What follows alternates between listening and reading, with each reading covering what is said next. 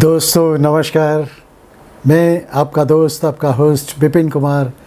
रंगीन राहें मेरी चैनल का नाम है, वो तो आप सभी लोगों को मालूम है, शायद मुंह पाठ भी हो गया होगा। दोस्तों मेरी चैनल में आप सभी का स्वागत है।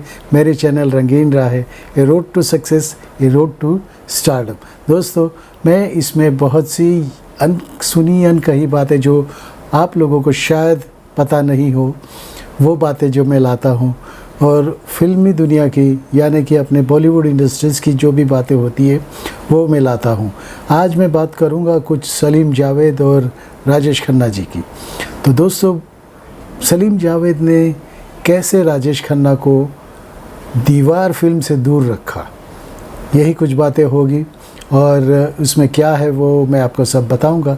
तो दोस्तों सबसे पहले मैं ये कहूँगा कि मेरी चैनल में अगर आपने सब्सक्राइब नहीं किया है तो सब्सक्राइब कर दीजिए और बाजू का लाल बटन दबा दीजिए।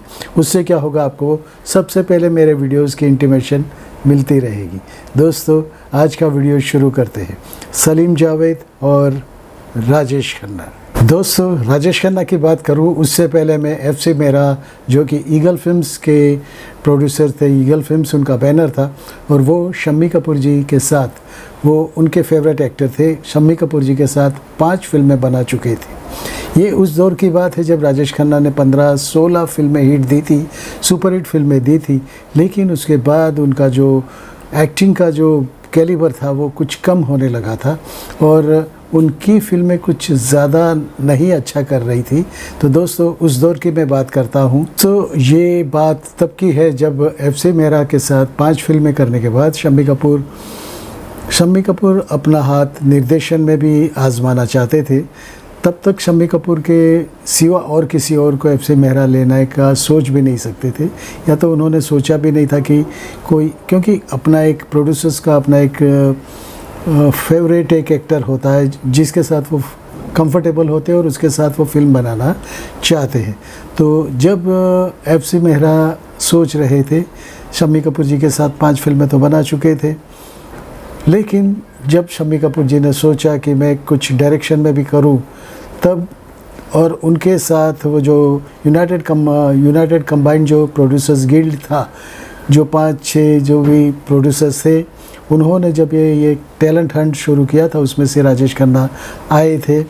तो राजेश खन्ना को प्रेफरेंस मिलता था, तो एफसी मेरा भी थे और बहुत से प्रोड्यूसर्स उसमें। शम्मी कपूर जी जब उस सोच रहे थे कि मैं निर्देशन में आऊँ, तो उनको मनोरंजन फिल्म एक जो कि फ्रांस की एक फिल्म थी, फ्रांसीसी फिल्म थी, इरमा लाडूस, उस पर से बनाना चाहते थे, मनोरंजन फिल्म बनाना चाहते थे।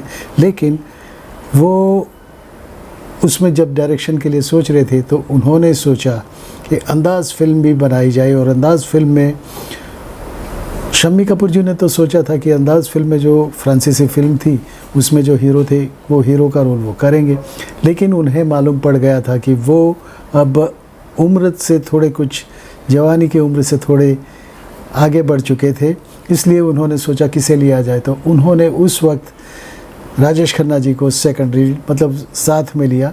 राजेश खन्ना जी और शम्मी कपूर जी साथ में थे अंदाज़ फिल्म में। तो दोस्तों ये फिल्म ऐसे शुरू हुई, लेकिन जब शम्मी कपूर जी ने देखा कि राजेश खन्ना जी उनसे भी आगे बहुत अच्छी अदाकारी कर रहे हैं और उनका एक ग्रुप है, उनका एक ऑरा है जिसमें वो अपनी अदा से लोगों को मन चाहते थे और दिल लुभा लेते थे, तो उन्होंने ये, जब ये फिल्म बन रही थी तब उन्होंने ये देख लिया था।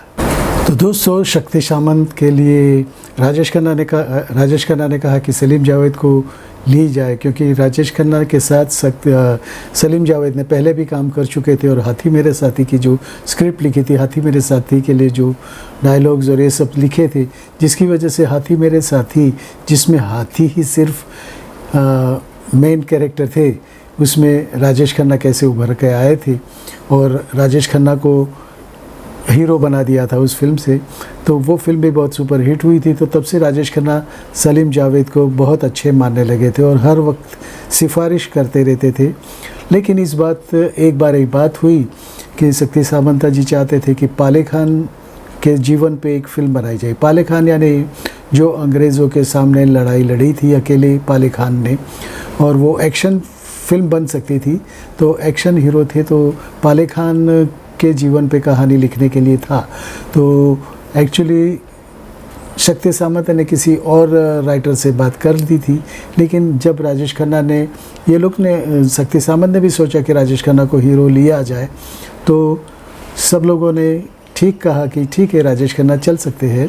लेकिन राजेश खन्ना का जब ये झुकाव सलीम जावेद पे था तब शक्ति सामंत जी को लगा कि मैं भी उसे मिलता हूँ। उन दोनों से मिले, लेकिन सलीम जावेद ने कहा कि ये एक्शन फिल्म है और फाइट वाइट के सीन्स है, तो इसमें राजेश खन्ना तो जो कि आजकल लवर बॉय की छाप जो है, इसके लिए उसे न लेके धर्मेंद्र जैसे ही मैन को लिया जाए जो कि बॉडी एक्शन में सब में फिट हो, तो उसे लिया जाए। तो ये बातचीत चल रही थी उसी बीच, लेकिन शक्ति सामंत चाहते थे कि उस रोल के लिए राजेश खन्ना को ही लिया जाए, इसलिए सलीम जावेद ने वो फिल्म छोड़ दी। और ये फिल्म छोड़ दी और वो फिल्म भी शायद बंद हो गई है, उसके लिए कुछ लिखाई भी नहीं हुई, सलीम जावेद ने भी कुछ भी नहीं लिखा। लेकिन यही फिल्म बहुत सालों के बाद जैकी श्रॉफ ने की थी बागी नाम से। बागी नाम की जो फिल्म बनी थी उसमें बागी नाम की जो फिल्म बनी थी उसमें जैकी श्रॉफ ने काम किया था। यही फिल्म यही कैरेक्टर पर, इसी कहानी पे बनी थी। दोस्तों, उससे आगे की कहानी मैं बताता हूँ। और दोस्तों, फिर कुछ ऐसे हुआ कि सलीम जावेद भी राजेश खन्ना के नखरे या तो राजेश खन्ना की जो दादागिरी या तो जो भी कहिए सहने के लिए तैयार नहीं थे। तो उन्होंने ये जो फिल्म जो छोड़ दी थी शक्ति सामंत के साथ में, वो फिल्म तो उन्होंने छोड़ दी। लेकिन उसी बीच राजेश खन्ना की फिल्में जो हिट हो रही थी, उसके सामने 16-17 फिल्में फ्लॉप होने के बाद अमिताभ बच्चन भी थोड़े थोड़े आगे बढ़ रहे थे। जंजीर और नमक हराम के बाद राजेश खन्ना को ऐसा लगने लगा था कि अमिताभ मुझे टक्कर दे सकते हैं। तो सलीम जावेद को भी ये बात मालूम पड़ गई थी और सलीम जावेद ने भी ये कहानी लिखना शुरू किया था। दीवार की कहानी और डॉन की कहानी के बारे में मैंने जो लिखा हुआ है, मैंने जो वीडियोस बनाए हैं वो भी देखिएगा। तो सलीम जावेद ये कहानी लिख रहे थे तो वो चाहते थे, हालांकि दीवार में राजेश खन्ना को लिया जा सकता था, लेकिन सलीम जावेद कुछ पहले से ही उनसे दूरियां बनाना चाहते थे। इसके लिए उन्होंने राजेश खन्ना का नाम सुझाव नहीं दिया और उन्होंने, सलीम जावेद ने उस वक्त ये राजेश खन्ना के लिए बात नहीं की। चाहते तो अगर राजेश खन्ना को वो ले सकते थे, लेकिन उन्होंने सुझाव नहीं दिया राजेश खन्ना का। और वो नए उभरते हुए कलाकार जंजीर से जो हिट हुए थे, अमिताभ बच्चन के लिए उन्होंने ये बात की और वो, यानी कि अनछेड़ी सी लड़ाई शुरू हो गई थी सलीम जावेद और राजेश खन्ना के बीच। राजेश खन्ना ये समझते थे कि मेरी तरफ कोई है नहीं, लेकिन उन्हें मन में तो ये भी था कि जो उभरता हुआ कलाकार आ रहा है वो मुझे शायद टक्कर दे सकता है। तो वो तो अभी भी यही गुमान में थे कि मैं जो हिट फिल्में दे सकता हूँ वो कोई दे नहीं सकता और मेरे सामने कोई खड़ा रह नहीं सकता। दोस्तों, ऐसी ही कुछ कहानी है, आगे बढ़ते हैं। हालांकि सलीम ने ये कहा था कि राजेश खन्ना, शुरुआती दौर में तो राजेश खन्ना भी दीवार की जब ये कॉपी, मतलब ये राइटिंग हो रही थी, 18 दिनों में दीवार की कहानी लिखी गई थी, तो वहाँ पे राजेश खन्ना भी जाते थे और राजेश खन्ना से भी बातचीत होती थी। तो और ये दो कैरेक्टर थे, जो शशि कपूर ने कैरेक्टर किया था वो नवीन निश्चल को मिलने वाला था और जो अमिताभ कर रहे थे वो राजेश खन्ना करने वाली थी। तो ये तो चल ही रहा था, सिलसिला चल रहा था, कहानी भी लिख रही थी। लेकिन सलीम को कहीं ना कहीं ऐसा लग रहा था, सलीम खान को ऐसा लग रहा था कि इस कैरेक्टर के लिए, सिर्फ विजय के कैरेक्टर के लिए अमिताभ ही सही है। तो ये जब कहानी लिखी गई तब पता नहीं चला और यश चोपड़ा जी से उन्हें क्या बात हुई है, क्या बात हो गई कि उन्होंने राजेश खन्ना से ये बात ही नहीं छीड़ी। और जैसे कि सलीम जावेद चाहते थे, सलीम जावेद यही चाहते थे कि विजय अगर फिल्म करेगा, यानी अमिताभ बच्चन अगर विजय का रोल करेंगे तो ही ये फिल्म सुपर हिट हो सकती है, नहीं तो कोई भरोसा नहीं है। क्योंकि अमिताभ बच्चन की जो छवि थी एंग्री यंग की वही इसमें चाहिए थी, जो कि दीवार में चाहिए थी। दोस्तों, ऐसे करके ये राजेश खन्ना को साइड लाइन किया गया। और राजेश खन्ना और अमिताभ ने एक इंटरव्यू में दोनों ने एक ने कहा था कि ठीक है, उस वक्त तो राजेश खन्ना ने कहा कि मुझे हम वो प्रोड्यूसर साहब सब लोग अमिताभ को ही चाहते थे, इसके लिए वो फिल्म दीवार फिल्म अमिताभ को मिली। लेकिन उससे पहले मैं हर एक उसमें मैं उनके लेखन में मैं साथ में था। दोस्तों, ये तो मन में तो उनके चल ही रहा था, राजेश खन्ना को भी मन में ये था कि सलीम जावेद ने मुझे साइड लाइन कर दिया है। लेकिन एक्टर और राइटरों की जो भी दोनों की बातें थी, उसमें क्या हो सकता है वो आप भी सोच सकते हो। अमिताभ या राजेश खन्ना का जो भी अभिमान था, तो उसे तो अभिमान यही रहा होगा कि सलीम जावेद ने मुझे साइड लाइन कर लिया है।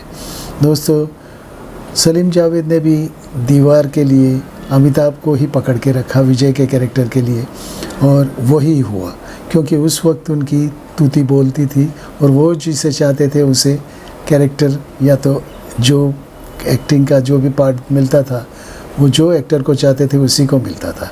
दोस्तों, यही कुछ कहानी थी। तो राजेश खन्ना और सलीम जावेद के बीच की ये दीवार खड़ी हो गई थी। दोस्तों, यही कुछ कहानी थी, अंदरूनी बात थी। मिलते हैं किसी नए वीडियो में। दोस्तों, नमस्कार, भारत माता की जय, Vande Mataram, I love you friends. अगर आप अभी भी नए हो, मेरे चैनल पे नए हो, तो नीचे दिया हुआ जो मेरा लोगो है उस पर सब्सक्राइब कीजिए और बाजू का लाल बटन दबा दीजिए। Thank you very much. आपका दोस्त, आपका होस्ट विपिन कुमार। दोस्तों, पसंद आया होगा। अगर आप कुछ चाहो तो मुझे वीडियोस में बताइएगा, नीचे बताइएगा नरेशंस में, तो मैं वो वीडियो बनाऊंगा। तो दोस्तों, भारत माता की जय, वंदे मातरम।